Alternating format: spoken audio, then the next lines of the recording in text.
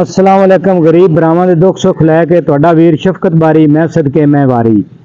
तुहाडे भरावां दा ये वड्डापन है, तुसीं इस गरीबां दे चैनल नूं वेखदे सुणदे लाइक ते सबसक्राइब करदे जे। तुहाडा ये प्यार है अजीज़ां ने मन। वड्डियां दे भी खूह च डिग्गिया डिल सुक्का नहीं निकलदा, ते जेड़ा डिल जान बुझ के सट्टिया जावे उन्हें सुक्का तां की निकलना है, वो विचे मली हो जासी। जेड़ा जुर्म नहीं ना कीता, जेड़े बंदे जुर्म नहीं कीता वो मासूम हुंदा है, ते मासूम भी कोई एडा वड्डा जुर्म है भी जिंदी बंदा सजा भोगे, ते जुर्म किया होवे ते बुण दी सजा बंदा भोगे। आ वल्ले बंदा दसदा पिया सी भी खबरां सुनियां कुड़ियां के सच्चियां कहंदे ने भी सेहत कार्ड खत्म कर दिते ने।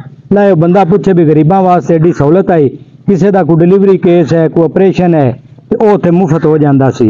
हुण दसो इलाज कित्थों बेचारे करा सन गरीब। ते इस महंगाई के अंदर एडा मुश्किल हो गया है ते औखा हो गया खाना पीना, ते इलाज बंदा किवें करा सी। हुण ऑपरेशन तो की होने ने ते इलाज की कराना। हुण जिसले जासा सिरों ही जासा।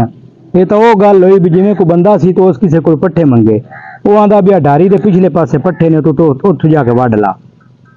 वो आंदा भी उहदे खोती रेड़ी वग जाती है, आंदा नहीं खोती रेड़ी नहीं जाती, आंदा भी उहदे कुछ है जासी भी, आंदा भी या वाहना खोती जासी ते या आखे बंदे का सिर ही जासी।